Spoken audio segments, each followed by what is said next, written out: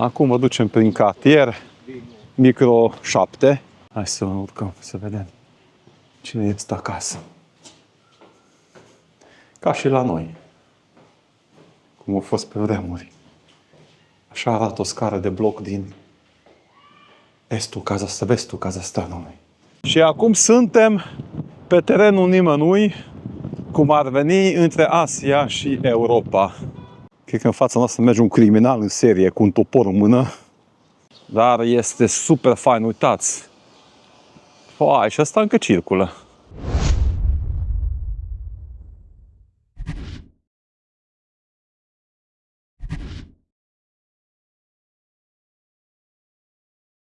Bună dimineața, oameni faini, la ora 12 și 24 de minute, deci nu e chiar dimineața.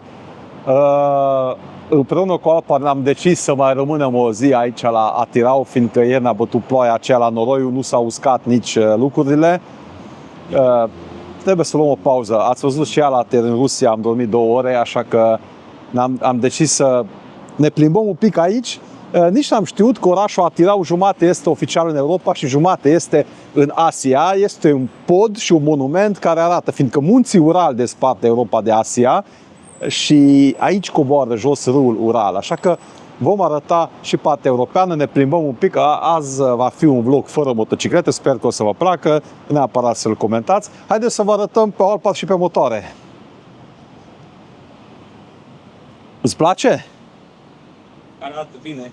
Deci, după noroiul de ieri, nu știu dacă redă camera, ochii noștri ce văd nu arată frumos, dar vorba lui Alpar, așa trebuie să arată o motocicletă de adventure. Hai să vedem și a ta. Da. Deci e ok, nu? Da, și astăzi o să fie o puțină întreținere a lanțului, că, uite, după ploaie, Început și să se ruginească deja. puțin e numai peste... Da.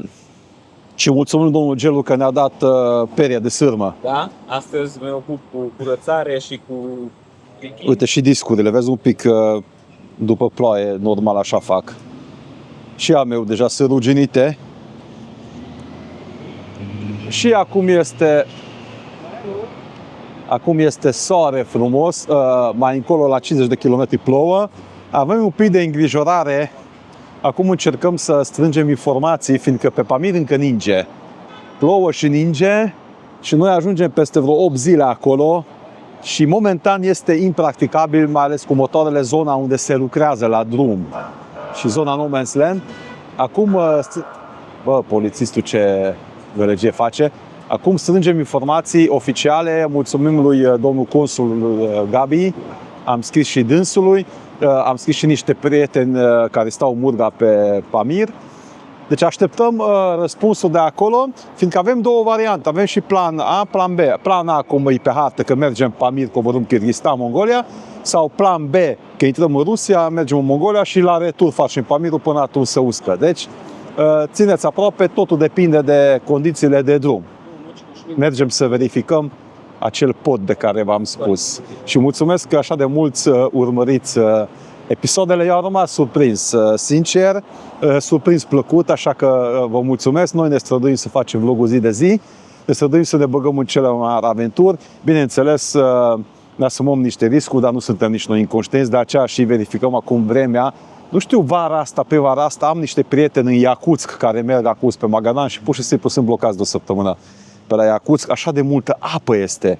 Deci nu este cu excavatorul, s-a ridicat motocicleta, au trecut peste acel porțiune. Deci da, zona aici este foarte interesantă, dar asta este aventura. Suntem într-un cartier aici în Atirau. Haideți să vă arăt. Deci că ești în România. Suntem pe uliță.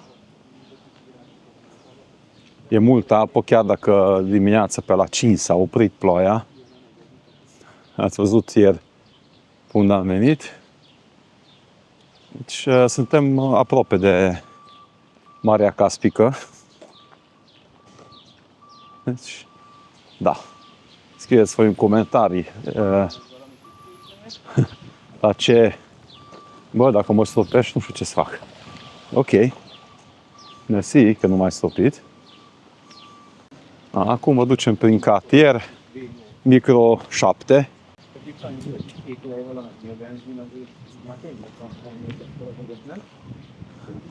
V-a plăcut vlogul când am mers în cartier în Istanbul și am spus că haideți să vă arătăm și aici cum stă lumea.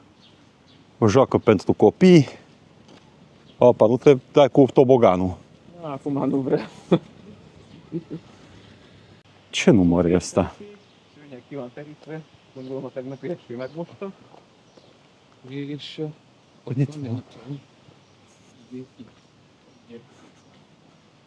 Hai să urcăm, să vedem cine este acasă. Ca și la noi. Cum a fost pe vremuri. Așa arată o scară de bloc din estul vestul Kazahstanului. Nu mai sus, uite o pasăre acolo.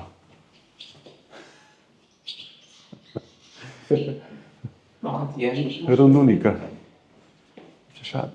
Nu știu cât costă un apartament, dacă vă știți cât costă aici în Atira un apartament, un bloc din ăsta mai socialist, atunci să scrieți în comentarii.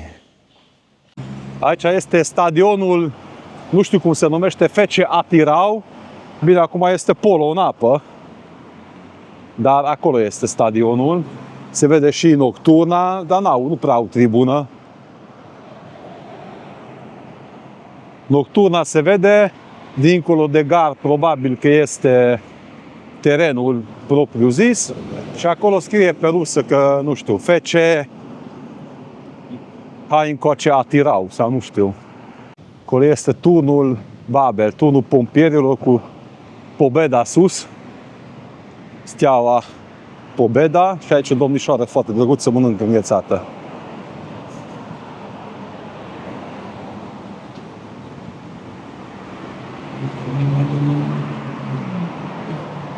Tot mergem spre acel monument. Aici este o șosea principală cu 4 benzi. Destul de ok orașul. Nu poți să spui că este mizerie, că e curat, numai noroi. Dar așa multă mizerie nu este pe jos, ca și la noi. Cum o zis Opa, dacă ai schimba scrisurile rusești, n-ai spune că nu ești în România. Fața oamenilor. Fața oamenilor, da, un pic arată altfel.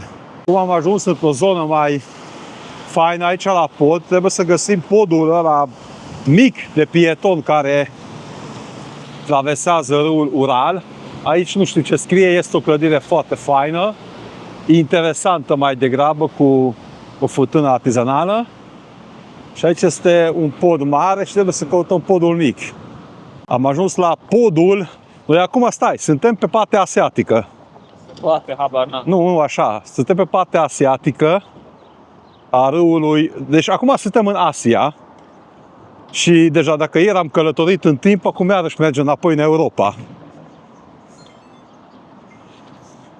Acesta este podul pietonal peste râul Ural, care vine de sus, din Siberia, de fapt, din munții Ural. De acolo începe Siberia, cum treci de munții Ural.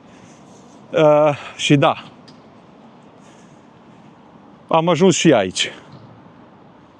Acum trecem în Europa, prieteni. Aici este râul Ural.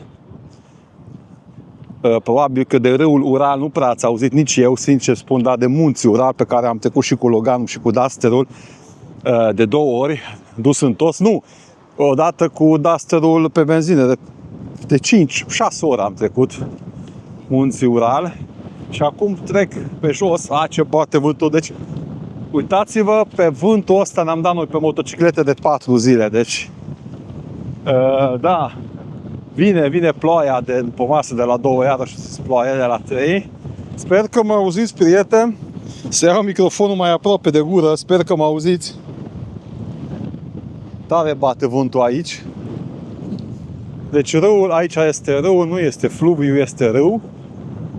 Și acum suntem pe terenul nimănui, cum ar veni, între Asia și Europa.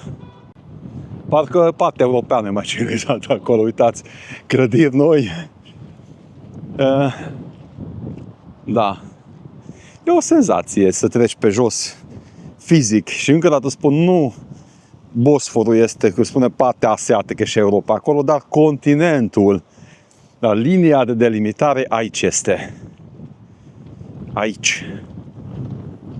Acum am ajuns la mijloc. Aici este mijlocul.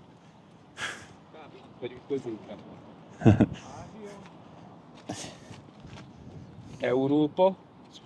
Aici sunt la mijloc. Ia. Cu un picior în Asia. Cu un picior în Asia. Cu un picior în Europa. Aici este panoul de delimitare, dar s-a ruginit. Sunt niște lacăte puse de foarte mult timp. Ce scrie pe lacătul ăsta? Extra banarii, nu știu că nu înțeleg. Lacăt peste lacăt. Ăsta a fost foarte îndrăgostit. Suntem la un monument. Ceva de război, nu știu că... Din păcate nu înțeleg limba rusă. Dar vin aici să văd și poate voi știți să citiți.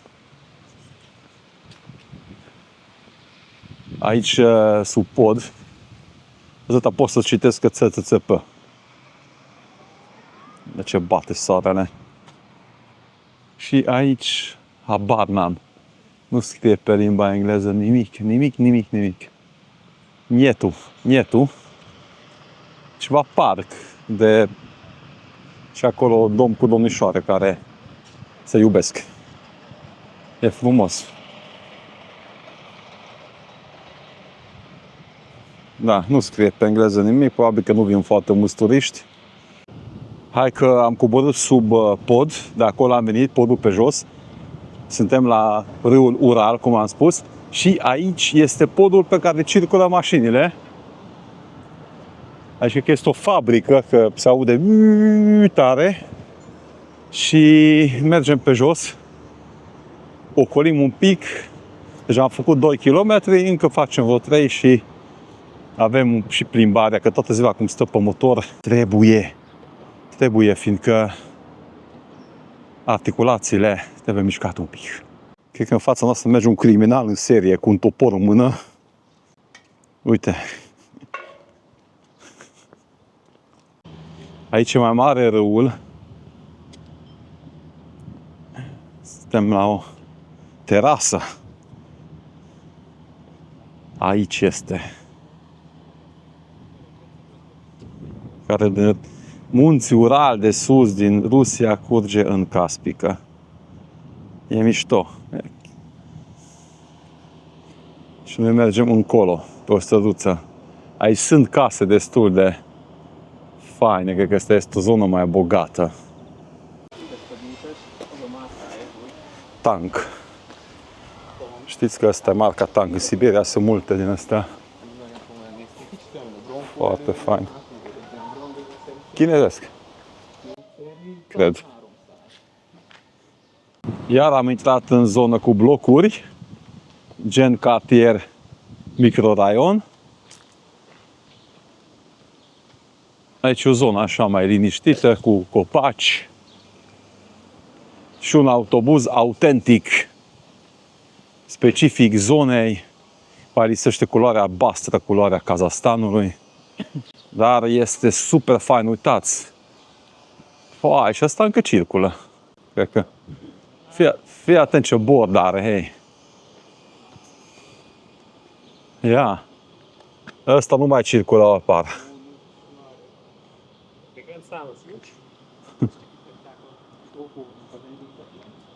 Aici, la bloc.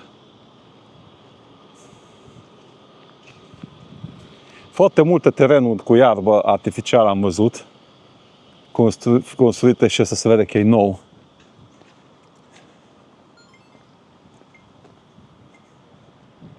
Sper că vă place orașul. Mie nu prea.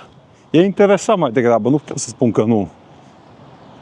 E un oraș contract sovietic, deci tipic sovietic, cu niște nuanțe moderne, scrisurile astea cu Batis Finance și se modernizează. Cum am spus din 2008, când a fost în 2018, încă ai văzut cai și o grămadă de chestii. Ce miros de nu știu ce. Și acum deja apar chestiile moderne și o statuie acolo, nu știu cine-i dânsul. Da, cu siguranță este ceva în Kazahstan, fiindcă... No, unde mergi tu, camera? Adică are un cap mare.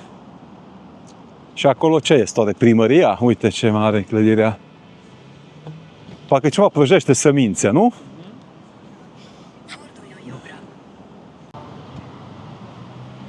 Aici este Lidis Home.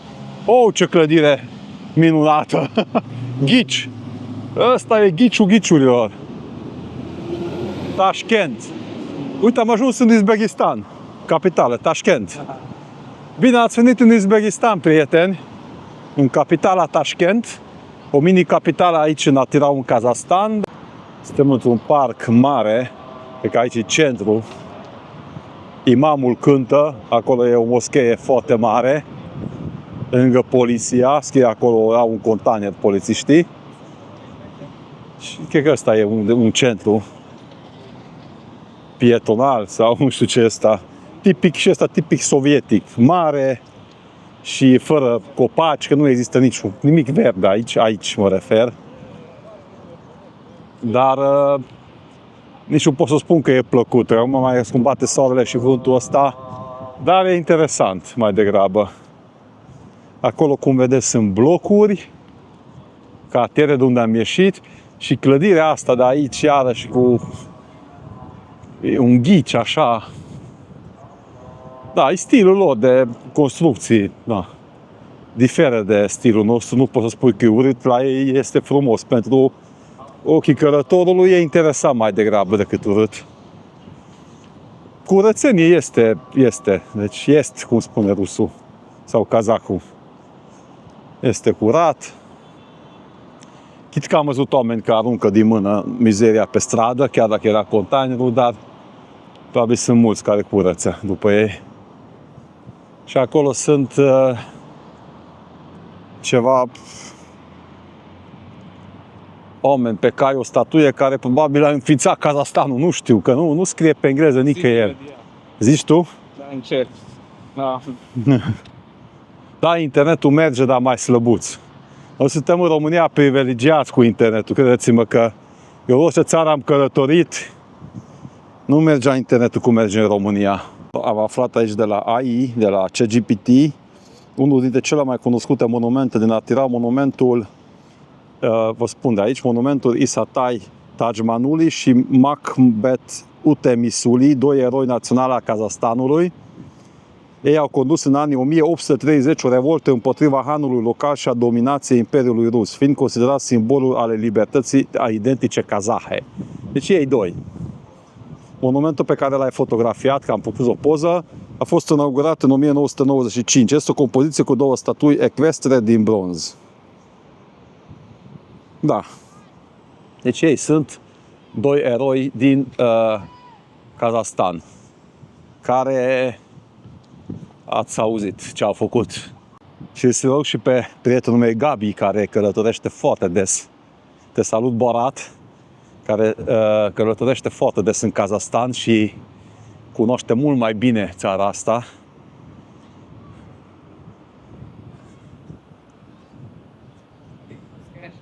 Salutare, prieten!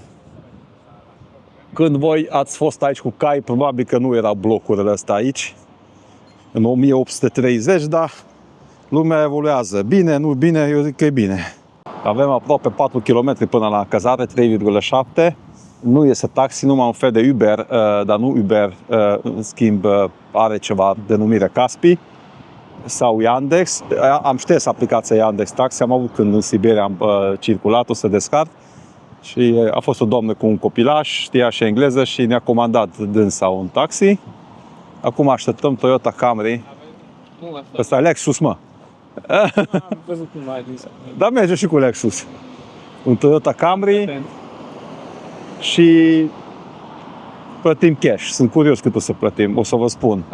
Cât este benzina? Că foarte mulți m-au scris și am uitat să spun. 40 de bani. Ăsta 92, nu? Ce am plătit ieri.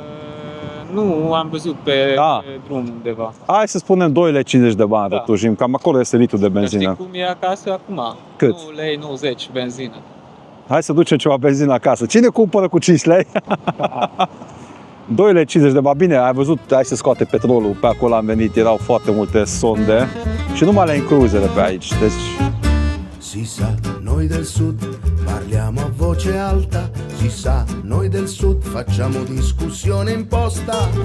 Siamo allergici alle strisce, di restare in fila non ci riesce neanche ai funerali.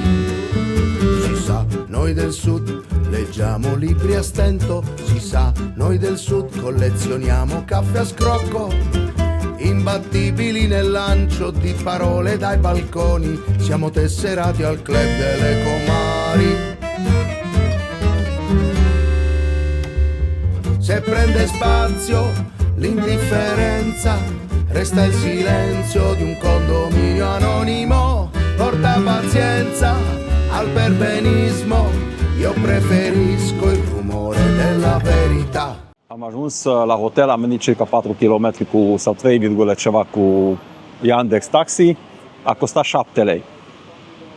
Deci în jur de 6 lei, 90 de bani, hai să fie 7 lei. E ok, decât să venim pe jos, e minunat. Mergem să mâncăm, e ora 2:25 de minute. Așteptăm informațiile de pe Pamir. Cum am spus la începutul vlogului, ca ninți și e noroi mare.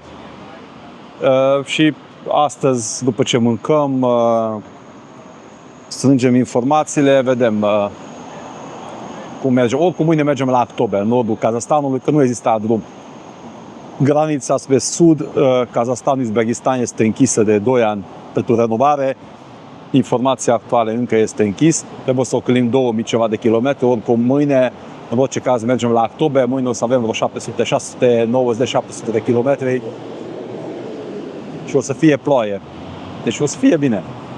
Ăsta a fost așa un vlog de încălzire și așa, v-am arătat cât de cât orașul.